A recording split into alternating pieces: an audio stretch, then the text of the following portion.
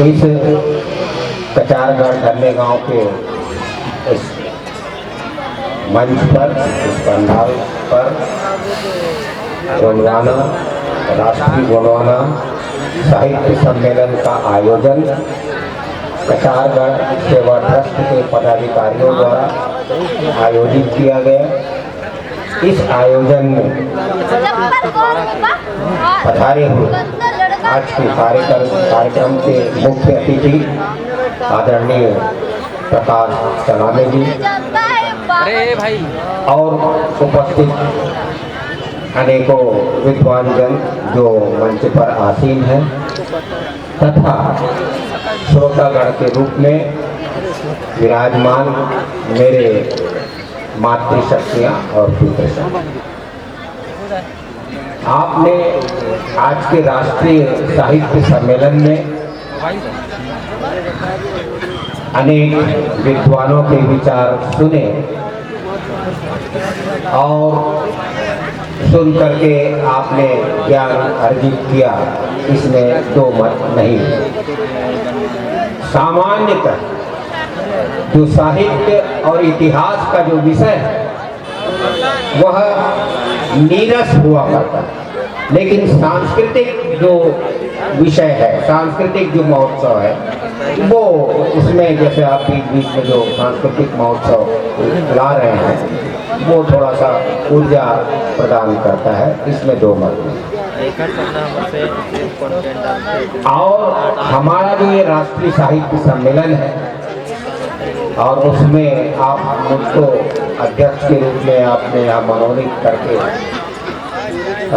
अध्यक्षीय भाषण देने के लिए मुझे जो आपने मौका दिया है उसके लिए मैं कचारगढ़ सेवा ट्रस्ट को साधुवाद समर्पित करता हूँ।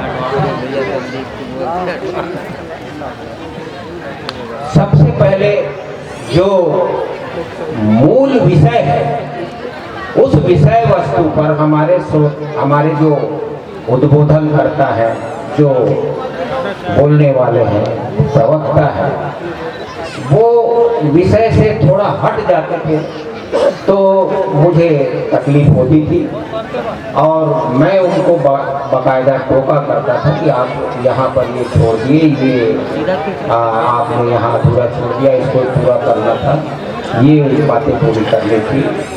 ऐसा मैं बोलने के लिए विवश हो जाता। उसका कारण कि जो मोटी बात है, जो महत्वपूर्ण बात है, उसको विद्वान जन जानते हुए भी नहीं बोल पाते हैं, ये दुख होता है। जान रहे हैं, उनको बोलना चाहिए, उनको अपनी भाषा पूर्ण करनी चाहिए, जो वो नहीं पूरा करते हैं और विषयांतर हो जाते हैं, विषय से परे चले जाते हैं। उसके कारण जो साहित्य का जो सूत्र है, जो बहाव है, वो थोड़ा फीका बना जाता है। आपको बताना चाहूँगा कि आज फागुन का महीना लग चुका और कल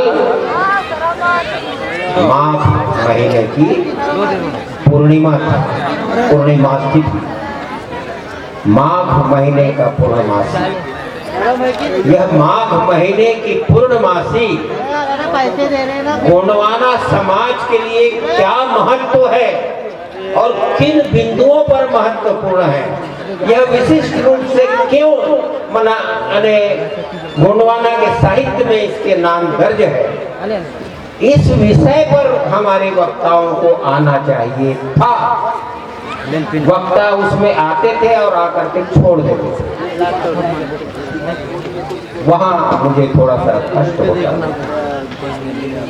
माघ महीने की यह जो पूर्णिमा है वह गोंडवाना के इतिहास के लिए, गोंडवाना के ऐतिहासिक धरोहर के लिए तीन बातों के लिए महत्वपूर्ण है।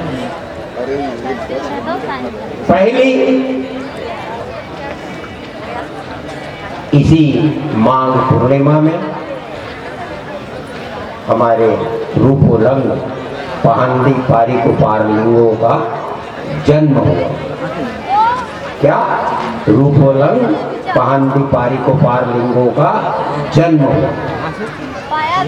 इसका उदाहरण मैं देना चाहूंगा कि आपने अगर डी चैटरटन की लिखी हुई किताब जो 1913 में लिखी गई थी और पिट्सबर्ग लिमिटेड लंदन में छपी थी 1913 में, वो किताब क्यों महत्वपूर्ण है वो उसको बताने के लिए दूसरा विषय, लेकिन मैं विषय ये बता रहा हूँ कि उनका जन्म हुआ। डी चैटरटन की किताब में पहांदी पारिक पारलिंगों का बचपने का बाल्यकाल का फोटो मुद्रित छपा हुआ, मुद्रित है, छपा हुआ है और वो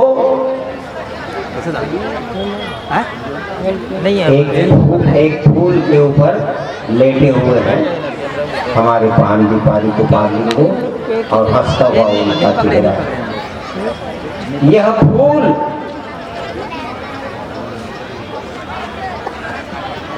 फूल कौन सा है? ये वही फूल है जिसको हम हिंदी में सेमर का फूल कहते हैं और शायद गोंडी में वलकमाड़ा परिवार कहते हैं। इसी सेमर फूल के 5 दलों का 5 उसके दल होते हैं, पंखुड़ियाँ होती हैं। उन्हीं पंखुड़ियों पर पहांदी पारिक पारलिंगों बाल्य अवस्था में लेटे हुए हैं और यह फोटो केवल और केवल स्टोरी ऑफ गोंडवाना में छपी जो 1913 में डी चैटरटन ने लिखी। उसमें 2 फोटो और छपे जिसमें पहांदी पारिक पारलिंगों सुनमुन की यात्रा कर रहे हैं और गिधाल पर बैठे हुए। और जो महत्वपूर्ण फोटो है जो डी चैटरटन के प्रथम पृष्ठ पर छपा हुआ है, स्टोरी ऑफ गोंडवाना पहले पन्ने पर छपा हुआ है, वो है गोंडवाना का राज चिन्ह, हाथी के ऊपर सवार शेर। ये पहली किताब है जिसमें यह फोटो छपा हुआ है, 1913 की किताब। और वो किताब में तो बाद में आता गया और हम राज चिन्ह बनाने लग गए।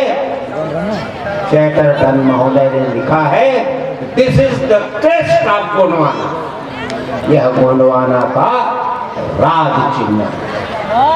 उसको दूसरे शब्दों में रॉयल एल्बम ऑफ गोंडवाना कहते हैं। ये हुआ माघ पूर्णिमा का प्रथम घटना। माघ पूर्णिमा की दूसरी घटना, माघ पूर्णिमा की दूसरी घटना है पहांदी पारिक पारलिंगों ने कचारगढ़ से जो 33 बच्चों को निकाला और निकालने के बाद पाटाले का वहाँ देहांत हो गया। उसको आगे प्रकाश जी ने बताया कि लांजीगढ़ ले गए, लांजीगढ़ ले गए, लेकिन लांजीगढ़ में क्या हुआ? उसके बाद भद्रासुर लाए। लांजीगढ़ में क्या हुआ? लांजीगढ़ में क्या हुआ इसकी फोटो आपको देखना है तो इंडस एंड लोथल सिविलाइजेशन किताब प्रकाश राव के द्वारा लिखी हुई किताब में जो सिंधु घाटी की सभ्यता में आलकोया पारी पहांदी मुठवा पोयान जो लिखा हुआ है वह पिक्चर प्रकाश राव के उस किताबे में दर्ज है। उसकी फोटो मैं रीवा में जब सेल टैक्स अफसर के पदाधिकारी के रूप में पदस्थ था तो वहाँ के संग्रहालय, वहाँ के वाचनालय से लोथल और इंडस सिविलाइजेशन की किताब मैं लाया और ला करके उसका अध्ययन किया।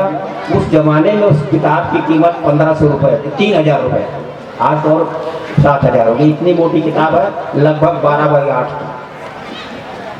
उस किताब में आल कोया पारी पहांदी मुठवा पोए आन का जो पिक्चर है, कंगाली जी की जो किताब में जो छपा है, थोड़ा सा अधूरा छपा। उस हमारे गुरु मुखिया जो बैठे हुए जो बताए गए पांडे कोई लिंग कंगाली जी को किताब में, उनके सिर के ऊपर वो एक और चित्र बना हुआ है। वो चित्र कहीं और नहीं, वो चित्र केवल इंडस एंड लोथल सिविलाइजेशन में प्रकाश राव की किताब में ही अंकित है। प्रकाश राव ने उस सील को फुल कैमरा लगा करके खींचा था, तब आल कोया पारी पांदी मुठवा पोयान ये तो लिखा हुआ आपका मिल गया। लेकिन उसके ठीक ऊपर लिंगो